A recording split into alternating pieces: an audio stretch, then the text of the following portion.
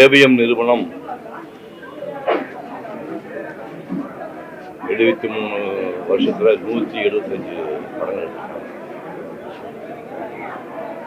இந்த ஸ்டுடியோவில் நடிக்காத நடிகர்களே கிடையாது.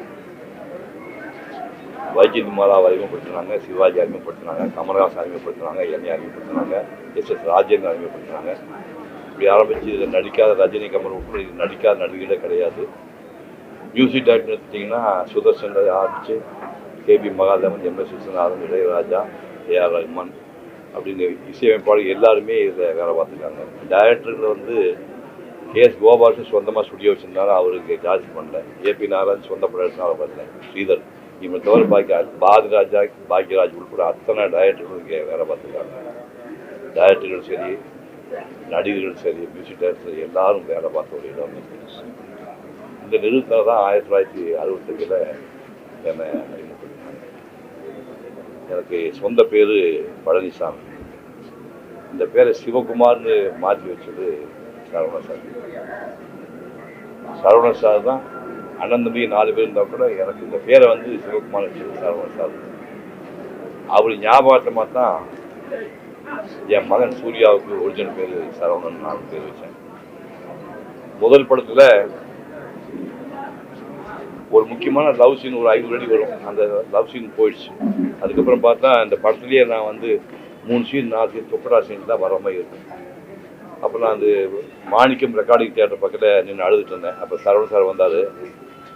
சாரி சிவகுமார், இந்த கூட நடித்த பொண்ணுக்கு உங்களுக்கு மேட்ச் ஆகலை, அது கொஞ்சம் சீனியரமாக தெரிஞ்சு சொல்லிட்டு அப்பச்சி உங்கள் சீனை வெட்டிட்டாங்க. 500 அடி சீன் அதான் படத்தை மெயின் சீன், அதை தூக்கிட்டாங்க.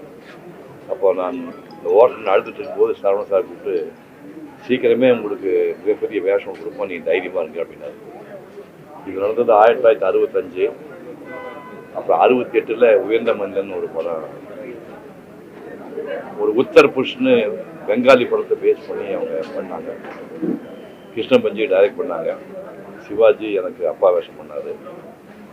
பாணிஸ்ரீ அது எனக்கு அம்மாவாக இருப்பாங்க. அதாவது சிவாஜி எஸ்டேட்டு வாட்ச்மேனுடைய பொண்ணை லவ் பண்ணி அவளுக்கு தெரியாமல் பிறந்த பையன் நான்.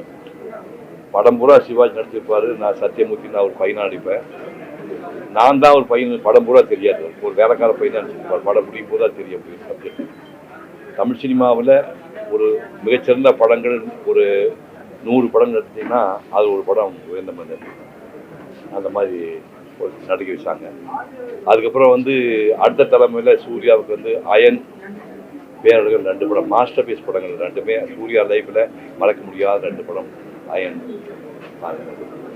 எனக்கு முதல் படத்தில் சம்பளம் சொன்னால் ஷாக் ஆகிடுவீங்க. எனக்கு முதல் படத்தில் சம்பளம் வந்து 1000 ரூபா. பெரிய நம்பர் இருக்குது, பெரிய நம்பர் 1 போட்டு 3 செய்யக்கூடாது. 1000 ரூபா எனக்கு முதல் படத்தில் சம்பளம். ஆனால் சூர்யா அந்த படம் பண்ணும்போது நீ என்ன சம்பளம் கேட்குறியோ அது சம்பளம் தரணும்னு கேட்ட படத்தை அப்படி கொடுத்து படம் பண்ணாங்க. சரவணன் சார் வந்து எப்படி நெருக்கமானு சொல்ல முடியாது. தில்லோசந்தரும் சரவணன் வந்து ஒரு ரட்டைக்குறைகள் மாதிரி. தில்லோசந்தர் ஒரு நாளைக்கு ஒரு தடவை தில்லோசந்தரை பேசாமல் இருக்கவே மாட்டார். வியாழக்கிழமை இங்கே வந்து ராஜேஷ கல்யாணம் பக்கம் அவென்யூ இருக்குது. அங்கே வந்து இவர் சாப்பாடு ப்ரிப்பேர் பண்ணி, இவர் சைவம், தில்லோசந்தர் அசைவ சாப்பிடுவார். அவர் வந்து ஈசிஆரில் மாயாஜால் பக்கத்து குடியிருக்காரு. வியாழக்கிழமை கேரையில் நான் செஞ்சு எடுத்துகிட்டு போய் 12 மணிக்கு வெயிட் பண்ணுவார். தில்லோ சரவணன் சாப்பாடு விடணும், சாப்பிட வச்சு சாயங்காலம் போயிட்டு வியாழக்கிழமை ஃபுல்டே வந்து தில்லோ கூட ஸ்பெண்ட் பண்ணிட்டு வருவாங்க. எப்போ தில்லோக்கு இறந்து போனாரோ அப்போவே இவருக்கு ஒரு சேலை குடிஞ்ச பரவமாக ஆகிட்டார். அதுக்கப்புறம் வந்து நம்ப மாட்டேங்க, ஒரு 2 நாளைக்கு ஒரு தடவை எனக்கு ஃபோன் பண்ணுவார். நான் அவரும் 1/2 மணி நேரம் பேசுவோம். என்னுடைய ஸ்பீச்சு பூராமல் ராமாயணம் மகாபாரதம் உட்பட எல்லா ஸ்பீச்சையும் வந்து டிவிடி வாங்கி தினம் போட்டு பார்ப்பார். போட்டு பார்த்துட்டு ரொம்ப பிரமாதம் பண்ணிக்க அப்படிம்பாரு.